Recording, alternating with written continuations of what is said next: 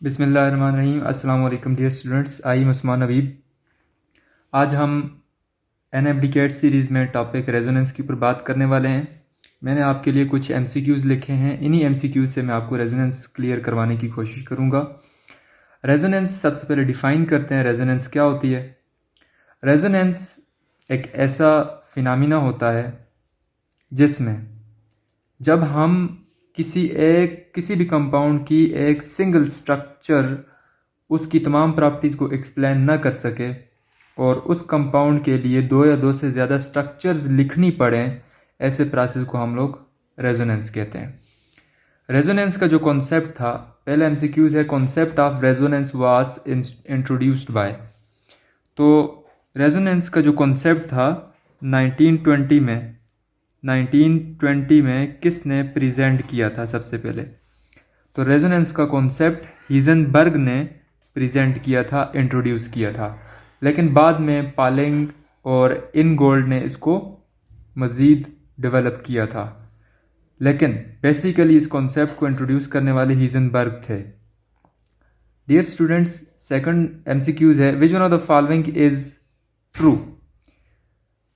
कि इसमें से कौन सा ट्रू है? Tautomerism is not the resonance. Yes, tautomerism resonance नहीं होती। आप सेकेंड ईयर ऑर्गेनिक केमिस्ट्री में भी पढ़ेंगे। टाटोमरिज्म एक ऐसा प्रोसेस होता है जिसमें पाई बॉन्ड की पोजीशन चेंज हो जाती है दो स्ट्रक्चर्स में, और उन दो स्ट्रक्चर्स में प्रोटॉन यानी हाइड्रोजन की पोजीशन भी, यानी एटम की पोजीशन भी चेंज होती है। तो रेजोनेंस ऐसा प्रोसेस है जिसमें एटम की पोजीशंस कांस्टेंट फिक्स रहती हैं, यानी एटम अपनी पोजीशंस नहीं बदलते, जबकि टाटोमरिज्म में एटम अपनी पोजीशन बदलता है, इसलिए टाटोमरिज्म रेजोनेंस नहीं होती। जितनी भी रेजोनेटिंग स्ट्रक्चर्स ड्रा की जाती हैं किसी भी कंपाउंड के लिए, उसके अंदर जो अनपेयर इलेक्ट्रॉन या जो सिंगल इलेक्ट्रॉन होता है किसी एटम के ऊपर, वो तमाम स्ट्रक्चर में क्या रहते हैं? सेम रहते हैं। और जब हम रेजोनेंस स्ट्रक्चर ड्रा करते हैं तो वहाँ पर एटम की जो हाइब्रिडाइजेशन हमें मिलती है वो sp और sp2 हाइब्रिडाइजेशन होती है। तो इस एमसीक्यूज में हम लोग ऑल ऑफ दीज का ऑप्शन लगाएंगे। नेक्स्ट एमसीक्यूज है, selects the most stable resonating structures. In structure में से कौन सी रेजोनेटिंग स्ट्रक्चर ज़्यादा स्टेबल है?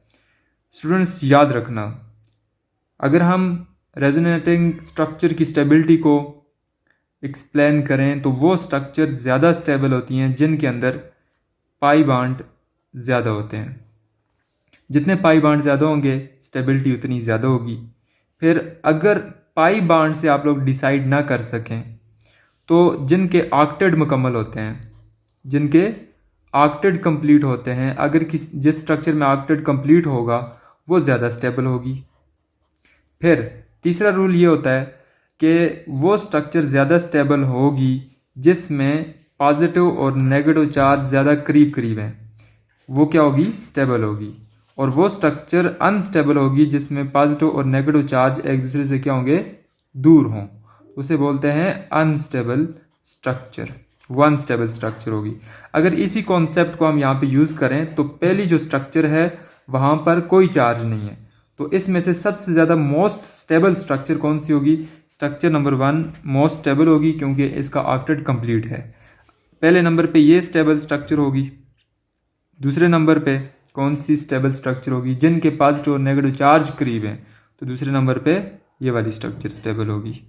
फिर तीसरे नंबर पे ये वाली है। तो इस तरह हम लोग आर्डर भी बता सकते हैं।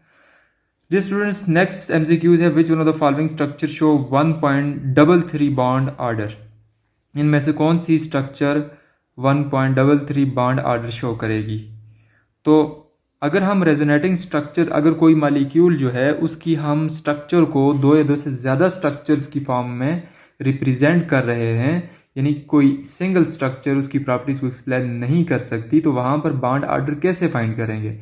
तो उसका फार्मूला होता है कि बॉन्ड ऑर्डर रेजोनेंस के केस में फाइंड आउट करने का फार्मूला होता है number of bond in molecule, total number of bond, total number of bond in molecule, total number of bond in molecule divided by total resonating structures, total resonating structures. तो dear student, अगर हम check करें bond order को, तो bond order कैसे find out करेंगे? अब dear student, पहली स्ट्रक्चर में अगर हम फाइंड आउट करें ए वाले ऑप्शन में क्या बॉन्ड ऑर्डर बनता है, bond order is equal to total यहाँ पे बॉन्ड कितने 1 2 3 4, तो यहाँ पे 4 बाई कितना आंसर लगाएंगे हम लोग, 4 बाई कितना आंसर लगाएंगे, ये जो कार्बोनेट आयन होता है जिसको हम CO3-2 लिखते हैं, इसके अंदर जो टोटल बॉन्ड हैं वो 4 हैं। और इसकी कितनी रेजोनेटिंग स्ट्रक्चर्स पॉसिबल होती है डियर स्टूडेंट्स? इन कार्बोनेट आयन की 3 रेजोनेटिंग स्ट्रक्चर्स पॉसिबल होती हैं। तो इसका आंसर कितना आएगा? डेफिनेटली इसका आंसर आएगा 1.33।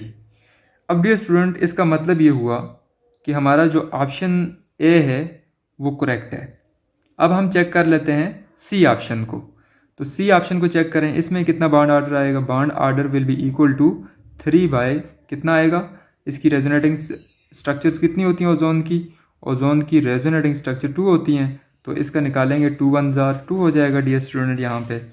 और यहाँ पर हम लोग इसका निकाल सकते हैं आंसर कि यहाँ पे पॉइंट लगाएंगे, फिर 5 2 जार 10, तो इसका 1.5 आता है। तो इसका मतलब हमारा जो ऑप्शन है वो ए ठीक है।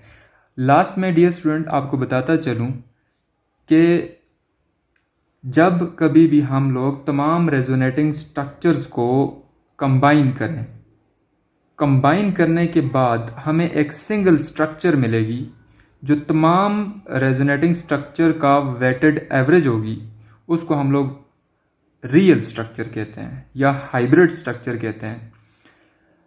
किसी भी हाइब्रिड स्ट्रक्चर या रियल स्ट्रक्चर जो होती है वो मोस्ट स्टेबल रेजोनेटिंग स्ट्रक्चर से कितनी ज़्यादा स्टेबल होती है, इसकी मेजरमेंट को हम लोग रेजोनेंस एनर्जी कहते हैं। किसी भी रेजोनेंस के प्रोसेस में अगर रेजोनेंस एनर्जी ज़्यादा होगी तो वहाँ पर स्टेबिलिटी भी ज़्यादा होगी। तो ये था लास्ट पॉइंट। तो रेजोनेंस के कॉन्सेप्ट को पढ़ना है, और अगर आपको कोई डाउट हो इन क्वेश्चन MCQs में तो कमेंट बॉक्स में लिख सकते हैं।